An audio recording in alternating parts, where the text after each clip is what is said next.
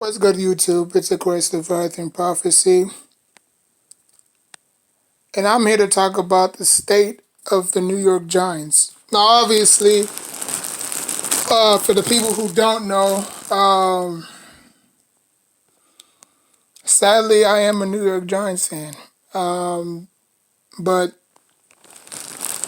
okay, people have to understand that the Giants are different organizations than other teams. They do things way differently than other teams.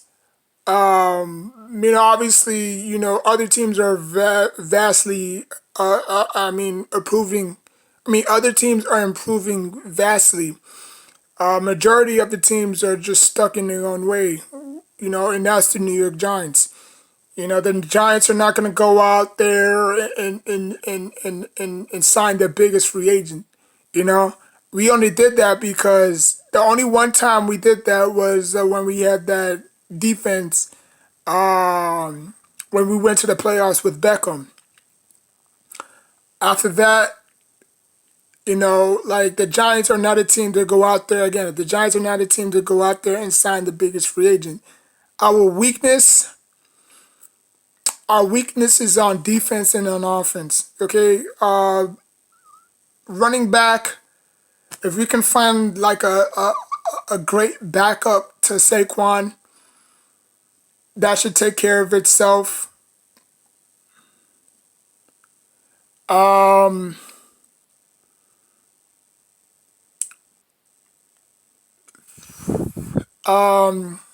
the receivers. The receivers. You could get a receiver in the draft. You could get a receiver in free agency.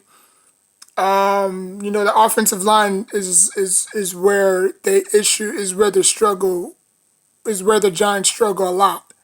You know, and I think the Giants are probably going to go away from it like they always do because the Giants never address free agents. The Giants never addressed the offensive line. They wait until the last minute. They wait till the last millisecond to fix the O line. You know, that's been their problem since the 07, 08 season. They didn't have to worry about that because they can run the ball because they had great offensive linemen. You know, um, but after that, 2011, they didn't necessarily have a bad O line. Obviously they picked up David Boss, the center from the 49ers. So they still had continuity there. I believe the second Super Bowl run, that one, I think that's where it all fell apart. I think the Giants should have drafted Mike Evans instead of Odell. Like I wasn't the big Mike Evans fan, but I knew he was productive and I knew he was injury prone, But again, the Giants fell in love with Odell Beckham Jr. because he was a gift that was wrapped from God. You know what I'm saying? He came out his mom, stomach, naturally talented. And that's the thing, you know. Um, I'm not no knock on Odell, but Odell's like KP, Christoph Porzingis, great talent, but just gets hurt a lot. Can never stay healthy, you know. That's the only time I compare football players to basketball players when they get injured. Obviously I'm not gonna do it for everyone, but injuries play a part of the game. That's a part of the game. Just like how if you get hurt at work, you know. Um, I don't know what the protocol is if you get hurt at your job, th- then they'll probably have to let you go, you know, because they can't keep you on their payroll and you're not here. You know what I'm saying? Unless you take sick days off, then that's just a whole different story. But if you injured like 6 to 8 months, that's a long time to recover. So I don't think they're gonna wait on you to recover and say, oh, well, just recover and this and that when you're able to come back and stuff like that. No, they're gonna have to let you go and hire somebody else. But In sports, they'll let you sit out, nurse that injury. When you come back fully healthy, boom, you know. But I just think that the Giants need to fix the O line because we've seen what happens when you have a bad O line. You know, Eli Manning was the most, actually not the most sacked, but he was the third most sacked behind Andrew Luck, Philip Rivers. No, it was Andrew Luck, Russell Wilson, and then Eli Manning. Eli Manning was third among QBs getting sacked because he had no protection. And I don't care who you have. If you cannot establish the offensive line, you're not going anywhere. You're not going anywhere this year. You didn't go anywhere 2019. You didn't go anywhere 2020, and you didn't go anywhere 2021. And actually 2020, and you damn sure not going anywhere this year neither. Because if you don't fix your offensive line is everything. You know, just like a cake. What makes a cake stand out? If it's frosting? Is it it's you know is it its decoration? Is it the layers? Like what makes a food? What makes anything stand out? Same thing with an offensive line. If you can't protect your quarterback, you're not gonna have time. And if you don't have time, you're gonna get sacked. Okay? You're gonna be just like Jay Cutler. Big arm, but just garbage as hell. You know what I'm saying? Well, I'm not really comparing Daniel Jones to Jay Cutler, but I'm just saying, like, protection wise, if you can't protect your quarterback, give him time in the pocket, I don't care who you have. You can have freaking Jim Brown. You can have Randy Moss in his prime. You can have Odell Beckham Jr. and Randy Moss in his prime. Both on the field together. But if you cannot give it to them, what good will it do? You have to have time. And the Giants have been going away from that since day one. And this is why they're in a spot where they are. They're not going to get good. They're not going to get good. It's the truth. I might piss a lot of people off, but it's the truth. If you cannot fix the offensive line, you're not going anywhere. The Giants trying to get cute and draft all these, other positions that they need, obviously, but defense is going to take care of itself. Defense, for one thing about defense in the NFL, you never have to worry about it. Offense obviously is your main target because your defense cannot become your offense. They can, but imagine you going through the whole season, your defense have to carry you. They're going to get tired. They're going to get tired. So that's why it takes two to tango. Your offense have to be balanced and your defense has to be balanced. So I think that's just the main target. Now, obviously they're picking at number 11th. I think, I know, but I don't think. I know if they would have lost, they would have moved down 2 slots. So instead of picking at number 11, they would have picked probably at number 8. Because it depends. If you win a lot of games, you move up. If you lose a lot of games, you go down. So the Eagles lost, so now they're picking at number probably 9 or 8. The Giants won their game, so they probably picking at 11. And if you go back to recent history, when teams pick at number 11, it's not like there's really nobody in this draft that pops out your eye and say, wow, he's the next, big thing. Like we all know in the first 5 picks, that's your bread and butter right there. The first 3 picks you have to get right. The 4th, the 5th, the 6th, the 7th, they out the window, But the first 3, your first round pick, your second round pick, your third round pick, all have to hit. If they don't hit, you failed. You failed. Now, obviously, back then, the NFL was in a different mind. I mean that the NFL was differently in terms of producing and developing their players. Certain quarterbacks had to sit behind certain players to learn from. You don't get that now these days. Like you can't expect a wide receiver or a rookie or whatever position they play to come in and to start from day one and to dominate. We've seen this from the Redskins. The Redskins already have them established. All they missing is a quarterback. Like picture if Deshaun John, I'm not Deshaun, but Deshaun Watson. Picture Deshaun Watson if he went to the Washington team. How good that team would have been, you know? Because he already has the tools. He just needs a proper, he needs like Deshaun Watson needs a better head coach, like a better system. I don't think the Texans fit what he wants to do. So if I was the Washington team, hey, look, we'll throw a whole bunch of first round picks to get him. You know what I'm saying? Because, I mean, they set. They set the years of the Giants sweeping the Redskins. The Washington team might probably come to an end. Because it's always been that way. The Giants always owned the Redskins. You know, and it's been the Eagles own the Giants and the Cowboys, or the Eagles own the Cowboys. It's like it's the NFC East. Okay, like they beat up on each other a lot. So that's why it's always down to week 17, Like nobody actually runs away with this division, to be honest with you. If you go back to 2009, like nobody's actually run away from this division because they beat up on each other and then they obviously lose the games that they need to win. And then it boils down to week 17 like we saw.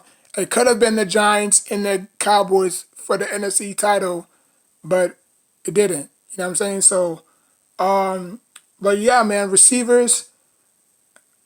The Giants just need a boatload, and I don't think 7 picks are gonna cover it. I really don't. You know, cause look how long they wanted to get Clowney.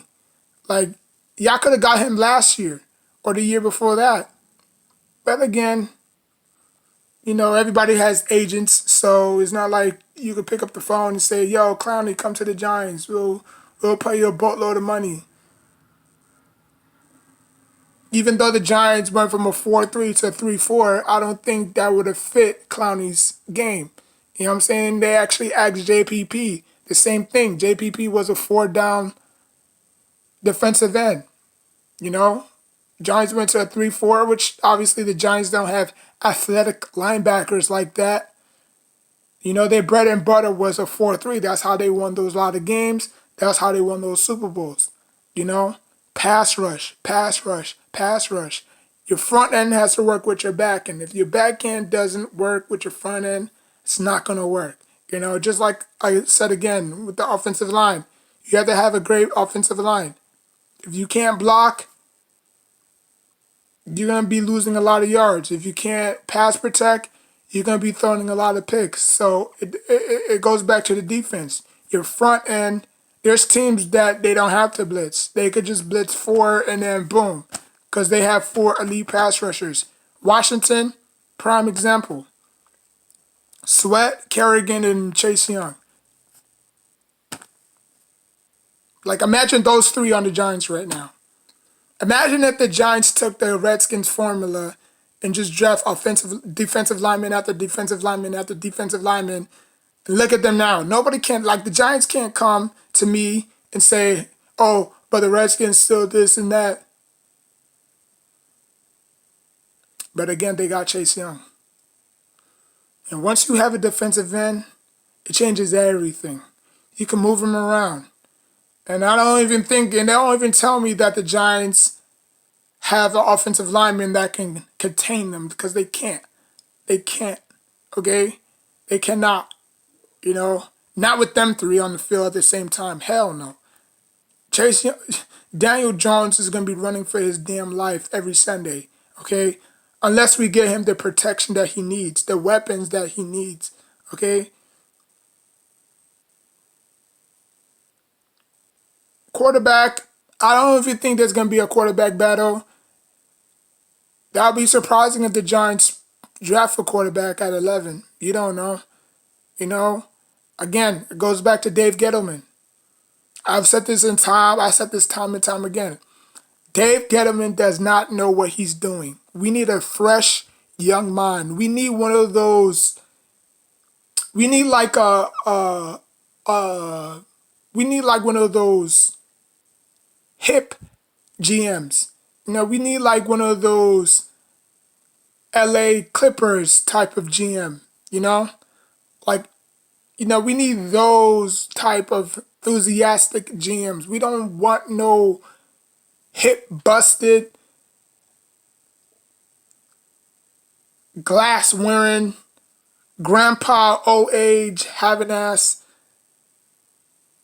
been in the organization from the 90s GM, you know? We need a hip GM. We need a hippie GM.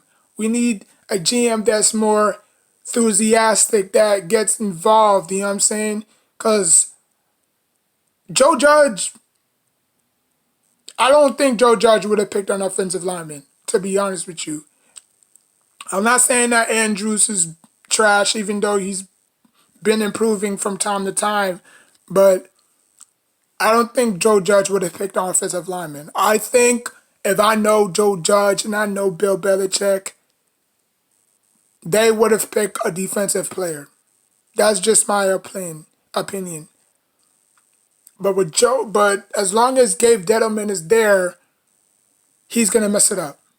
Like, there's literally nobody in this draft you can say, oh, that's gonna be the next star or that's gonna be this, because you're picking at number 11. Number 11. So that's 1, 2, 3, 4, 5, 6, 7, 8, 9, 10. 11 spots that you're picking. Obviously, the winner of the Super Bowl gets to pick last, but everybody knows that. So, picking at number 11, like, can you go back to Giants history from 2000 all the way to up that we have picked at number 11? I don't think so. I don't think so. And when we did pick at number 11, was that player effective? No. Now, again, it doesn't really matter where you draft. Some people say you can draft high, you can draft low, you can still find great talent. That's true. Like a lot of buses have come from the first round. First pick, second pick, third pick, fourth pick. Like, would you pick an undrafted player or would you pick a first rounder? Prime example, Ahmad Bradshaw. He was picked number 7th. Had an amazing career. Went to the Colts. Had an amazing career with the Giants. Picked Odell Beckham Jr. First round. He had his 15, I won't even say 15. I would probably say he had his 9 minutes of fame. And then poof, be gone. And Giants fans was booing, was crying, like get over yourself. Like, I had a lot of people block me on Facebook, saying that way before they picked Odell, I already knew he wasn't the guy. He wasn't the guy. When they picked Michael Strahan, I knew he was the guy, and he became to be the guy. Justin Tuck, he became the guy, just like Roman Reigns, he is the guy, so OC became the guy. Jason Pierre-Paul kind of became the guy until they traded him for a box of crayons, okay? The Odell Beckham Jr. trade, they botched that. I believe they could have gotten more if they bargained for it. You know what I'm saying? So the Giants do ways funny. The New York Giants do business funny. Like, they could have probably got 2 first rounders for Odell. Because before that, Odell was coming off for surgery. So, that's why I believe they gave him 2 first rounders. or two second first rounders. So I don't know if they still have those picks. They probably may. Y'all let me know in the comment section down below. How many picks do the Giants have in this draft via that Odell Beckham Jr. trade? Do they still have their Browns draft picks, or did they do something else with them? Probably not. I don't know. But they probably, I mean, the Giants could have what? I mean, see the total draft picks you can have in the NFL draft is 7. Some people can have 14. Some teams can have 11. Some teams can have 10. It depends on, via trade. You know what I'm saying? Trade players with picks. So 7, 8. So I believe the Giants might probably have 9 picks in this draft in total. Just saying. But yeah, man. I don't necessarily speak too much about the Giants because they're the type of organization that they know what they're doing. They're not this abomination franchise where we have to cross our fingers and hope for the best. But I don't know. It's trending in that direction because the Giants do not draft well at all. The Giants' track record when drafting is horrible. The Ravens, they do an excellent job at drafting. The Steelers, they have an excellent track record at finding receivers. Even though the Giants had their own plethora of great receivers, but the Steelers had a knack for finding receivers, because Tom Coughlin was a wide receiver head coach, became a head coach. So that's why we was effective at drafting a lot of receivers. Toomer, Plaxico, Ruben Randall, Odell, Victor Cruz, Mario Manningham, Akeem Nicks, our Steve Smith, Dominic Hickson, Ike Hilliard, so I can go on and on and on and on and on. But Joe Judge is the special teams head coach. Now, special teams head coach, people forget about special teams. They only look at defense and offense, Like for me, I was on the gunner, So basically I was the last receiver. I was the fifth. I was on the depth chart. I was 5th on the depth chart, So I had to be on special teams.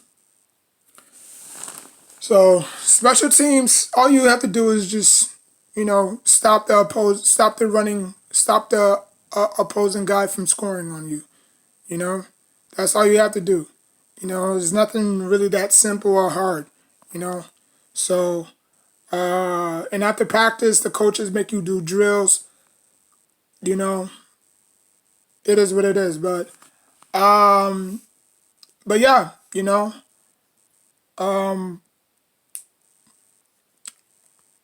I mean, I don't know what else to say. I did do my mock New York Giants. I did do my mock New York Giants video. It's on my playlist if y'all want to go check it out.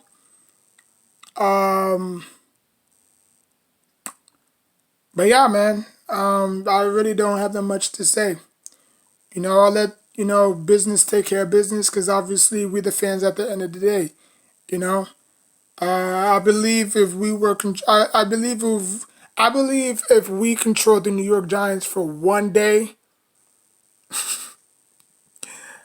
I'm not saying we, I'm just saying y'all because I know how to run a team. Most people, they talk out their ass and say, oh, this and that, but when they really behind in that suit and tie, you have to answer to a lot of questions. You have to answer to the media. You have to answer to the medical staff. You have to answer to, players. You have to form your own players. Like, who you think is the best 52 guys on your roster? You don't know that. That's why you have preseason. That's why you have OTAs and this and that to see. We didn't get to see that this year. There was no preseason. So that's why the media keeps on bringing up there is no preseason. There is no preseason. Because we don't know what these guys are capable of. Like I believe if Chase Young had a preseason, he would have probably led the league in sacks. Because preseason does help. Most people may not believe it, but preseason helps. You know? Again, yes, it doesn't count, but it counts to the 52 other guys that's trying to make the roster.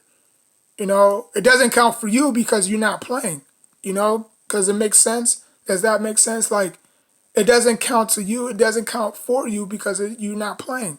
But if you were playing, if you was in their shoes, you would understand, like, okay, I have to impress the coach. Because if I just sit there on the bench and do nothing, then I probably might get cut. I may either be in a practice squad or I might not even make the roster. So I have to make much of my opportunity. You know what I'm saying? So, Victor Cruz took advantage. Just saying, So so preseason count for the rookies. It's more of a talent show. It's a talent show. It's an audition. Just like how y'all be watching, America's Got Talent, and if you think you could dance, they all auditions. Auditioning to see who's the best dancer, who's the best singer, this and that. American Idol, same thing. So it's no hokey doke. It's no big news. You go out there and then you dominate. Same plain and simple. And if you jump out in the coach's eyes, then they'll probably say, you earn your right on this team, on the practice squad. So whenever an injury occurs, just be ready. You know what I'm saying? At the end of the day, if this team gets worse, I'm done. I'm done. I'm done. You know,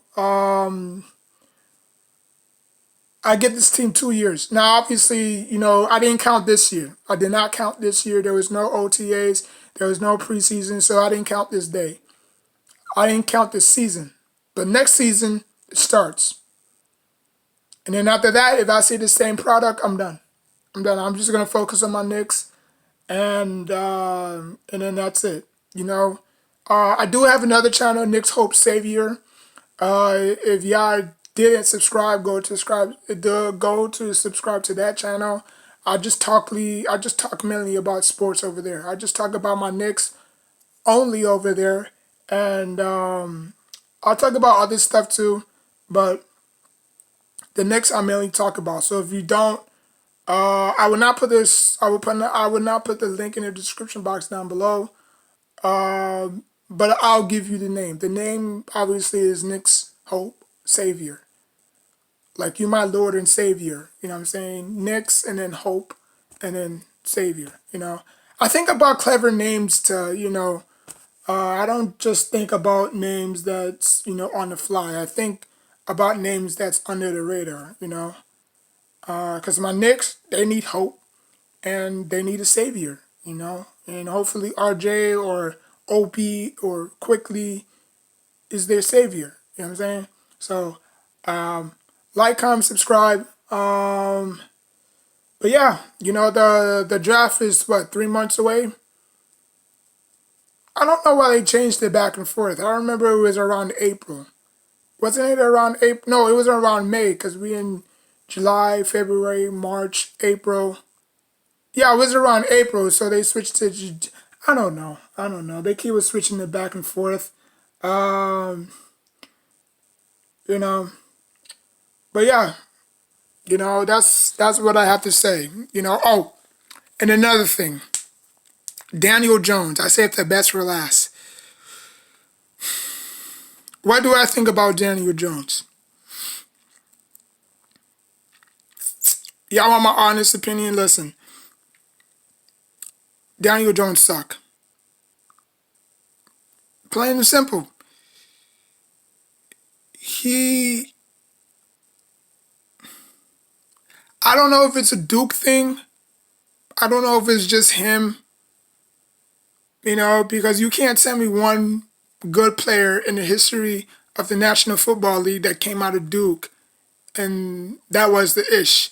He came into that organization with no stars, no running backs. I remember back in 2007, 8, 9, I'll be watching college football and I'll be see teams blowing the hell out of Duke, like 71 points, 81 points, 72 points. Like that organization that was a dumpster fire, you know? Daniel Jones didn't have nobody. He was playing with a whole bunch of fours. He was playing with a whole bunch of backup running backs, backup receivers, backup tight ends. Like he did not have one legitimate star that he can say, okay, I'll throw the ball to you, go get this, or I hand the ball off to you, go get this. I'll wait. He didn't have nobody. And that's what a lot of people understand, you know? Like people need to do their homework before they even, you know, somewhat go to these schools. Now I might be wrong. It might be some players that I haven't known that came out of Duke and did great things. I might be wrong, but from a quarterback standpoint, no. No, and people are saying that, oh, that was a reach. It was a reach, you know? Because obviously Eli Manning was, going down, spiraling, you know, but at the same time, like, Eli Manning was my quarterback. Even though he kills me every time, he always shrugged his shoulders like this. Every time he, makes an interception, he'll shrug his shoulders. It's kind of like you know, I forgot how you call that. It's kind of like a obsession. It's kind of like a addiction. Not addiction, but a habit. There you go. Like you always biting your fingers or you always biting your nails. Like every time he goes like that. Like every time I play Madden, I always do that. I don't know if it was a good luck charm or whatever, but every time I play Madden, I always shrug my shoulders off. Every time I, throw an interception. You know. Um, but yeah, man. Um, Daniel Jones is not going to be the quarterback of the New York Giants for that long. For one, his health. You know, like I told y'all before, the NFL is going to these mobile quarterbacks. The pocket passing quarterback is no longer going to be in existence. Now I'm not saying that is going to go away because obviously if you see the fullback, if you see the fullback, there is no more fullbacks. I think the only fullback, um, Jaws from the 49ers. Not a lot of people use, teams use fullbacks, but they don't use them like they should have back in the day. You know what I'm saying? With Mike Allstott and Henry Hanoski and Madison Hedgecock, you know what I'm saying? Just to name a few. You know what I'm saying? They don't have that, like the fullbacks are like dinosaurs. They going out of stink. Same thing with pocket passing, like the fans, they want to see, big splashy runs and this and that. Like nobody wants to see, like who wants to see a quarterback step back and drop 50 to 40 times? I do because that's what I grew up on. But this generation, they want they want Lamar Jackson to go 0 to 100. So if he gets hurt, then what? The Ravens are messed up right now because they don't have a quarterback that they can lean on. That's why throwing from the pocket helps. You know, like Patrick Mahomes. Patrick Mahomes is not that fast. I seen him on tape. That dude is slow as dirt. But what? They are scared. Defensive players are scared to touch him. Like that game against Buffalo when he ran for that what was it? I think it was like 31 yards he ran for that first down. Like they were scared to touch his ass. Like I would lit his ass up, just like who was that? I believe Sean Taylor. Sean Taylor lit up Tom Brady in the Pro Bowl. I think I was Sean Taylor. I'm not sure. Rest in peace to Sean Taylor though, but I don't know if that was Sean Taylor. Y'all can let me know when Tom Brady got when he was trying to slide in, he got just blasted, but he got back up. Like I would lit his ass up, you know. Like I got big shoulders, so I'll lit his ass up, you know. But people are just scared. People like they're scared because they're gonna get flagged, you know, if you hit them the wrong way, you know. Like yesterday in the NFC Championship game, I forgot who tackled Robinson, but somebody tackled number 17 that muffed the punt. They called a flag. Like how you supposed to tackle him? Are you supposed to just touch him? Hi, I touched you. You're down.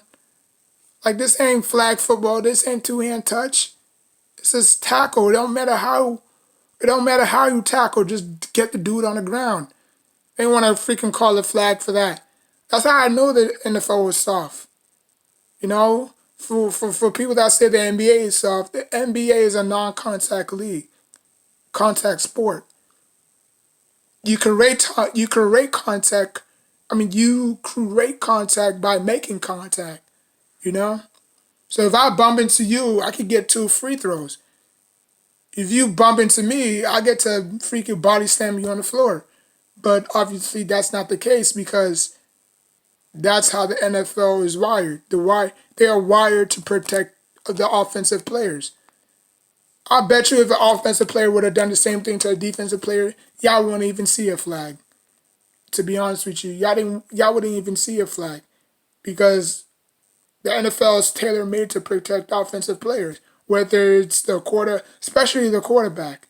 You know, because I remember when Teddy Bruschi, you know, linebacker of the Patriots, he said that Yaki was spraying perfumes on these quarterbacks. Yaki was spraying too much colognes on these quarterbacks, making them perfect. They're not perfect. Patrick Mahomes is not perfect. Lamar Jackson is not perfect. Watson is not perfect. All these quarterbacks you see, they ain't perfect. They wet behind the ears. They still learning. Patrick Mahomes is trash as hell. He don't know how to read defenses. He don't go through his progression. He's not a junkie like these old heads that have been, like Peyton Manning, Eli Manning, Brett Favre. He's not one of those, but he has a cute face and he sells tickets. That's all. That's all he does. He's not great. And people think he's great because they need, like, here's the thing.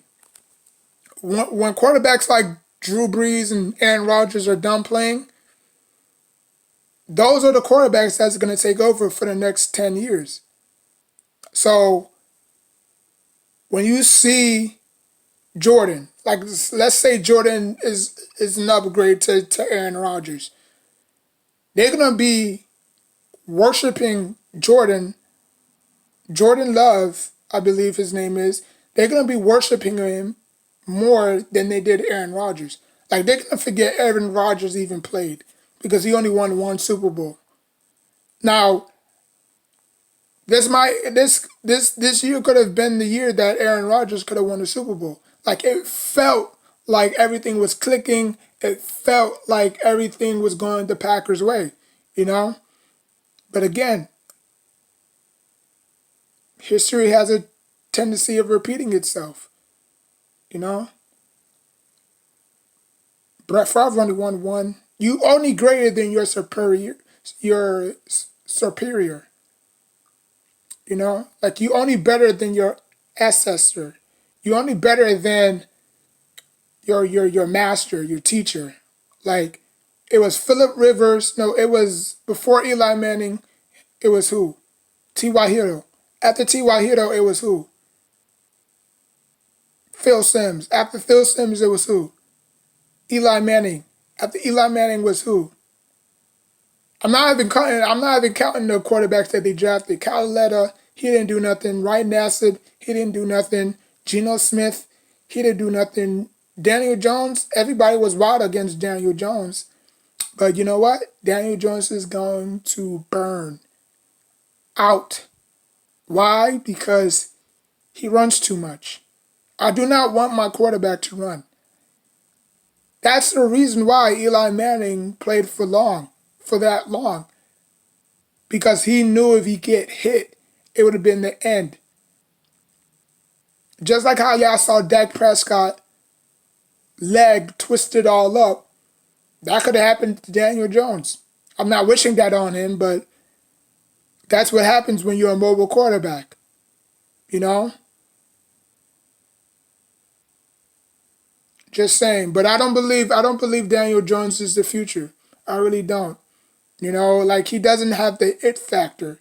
When I saw Eli Manning, when Eli Manning made that face, I already knew draft day. I already knew he was the more competitive brother than Peyton, and he showed it. He was better at Peyton at everything. But you know what? A lot of people glossed over Peyton. Well, a lot of people glossed over Eli because Peyton Manning was the bigger brother. Peyton Manning was setting records, while Eli Manning was going 8-8, 7-9, 6-10. The Colts was in the playoffs almost every single year. But who had the better postseason? Eli Manning did. Peyton Manning lost to the Saints. Peyton Manning lost to the Peyton Manning lost to the Seahawks. If it wasn't for, I'm not gonna say if it wasn't for, but the only reason why Peyton Manning won that Super Bowl against the Panthers was because a the NFL didn't want Peyton Manning. The NFL didn't want not Kaepernick, Cam Newton to win the Super Bowl. The NFL had this stigma against black African American quarterbacks winning a Super Bowl. Now, I might be wrong. There was a lot of African American quarterbacks that won the Super Bowl. Russell Wilson, Patrick Mahomes. Who else? Um, the quarterback for the Redskins back in the day. I forgot his name. He's married to one of the actresses that played in Mr. Cooper. The Yeah, I know who I'm talking. I forgot her name, but he's married to one of her. Yeah, he's married to her. Like back in his day, he won a championship with the Redskins. You know, but you got other African American quarterbacks who were great and talented, but never won a championship. Ronald Cunningham, Dante Culpepper, Michael Vick. The list goes on and on and on. How come they didn't win a championship? Maybe there was be maybe because they were on bad teams. Vince Young. Hell, Vince Young had Chris Johnson. Vince Young had Kenny Britt. Vince Young had freaking Walker. So there were chances for them to go to the Super Bowl, but obviously they ran into the Patriots with Tom Brady a lot. So especially that year when the running backs, like 2009 was the year of the running backs. If you go back, if you go look at every single team, from the Chargers to the Jaguars to the Giants to the Raiders to the Colts, the NFL was the year of the quarterback. There were certain years there was the year of, you know what I'm saying? So but anyways, like 2014. 2014 was the year of the wide receivers. Like look at that draft class with Odell and Sammy Watkins and Mike Evans. It was the year of the running of the receivers. So I just think that Daniel Jones doesn't have it. I'm sorry. I know a lot of people on. I know a lot of people on Daniel Jones who support Daniel Jones, but I just don't see it. Like I said, when Eli Manning made that face in draft day, I already knew. I already knew he didn't want to go to San Diego. He wanted the pressure, and he lived up to it. That's something that Melo couldn't do. That's something that, who else? All the quarterbacks from the Jets couldn't do. You know, besides Johnny Unitas, who won one Super Bowl with the Jets.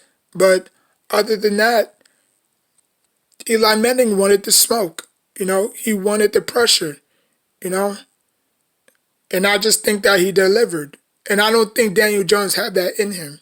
I just don't, you know? Like, I think Daniel Jones is a watered down Matt Ryan's.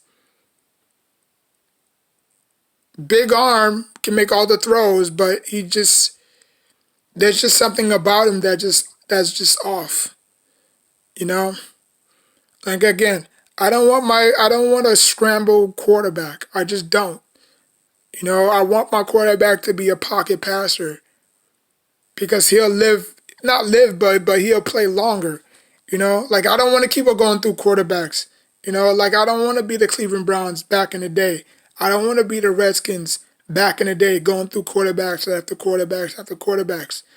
Because sooner or later, that's where you're going to be heading if Daniel Jones keeps it up. You know, like I'm not saying that he can't run, but run for 20 yards, run for 10 yards, but don't run if you don't have a running game. That's where you have Saquon Barkley, you know? But anyways, man, like, comment, subscribe. I know it's been a long video, but, you know, I just had to get this off my chest. I'm going to take a little nap because I'm tired. I just came back from work. So, yeah, like, comment, subscribe. And if you're a New York Giants fan, let me know, you know, what I said. You know, are the New York Giants heading into the right direction? For me, not right now. You know, I don't think they're going to win the East next year. They're not going to win the East, but they're going to have a better record. Even though, yeah, I did my prediction. I did have them going 9-7 next year. You know, but they're not going to win the division. I think that's probably going to go to the Redskins again, or the Washington team again. But again, you can't make predictions because you don't know. You know, I don't know. You don't know, and I don't know. So it's hard to make predictions, but the way the Washington team is, if they just have a quarterback, that's all they're looking for is a quarterback. If they have a quarterback, it's over. It's a wrap. You know, just like how the Eagles ran the division for 3 straight years, the Washington team might probably do that. So like, comment, subscribe. Until next time, take care of yourself and each other.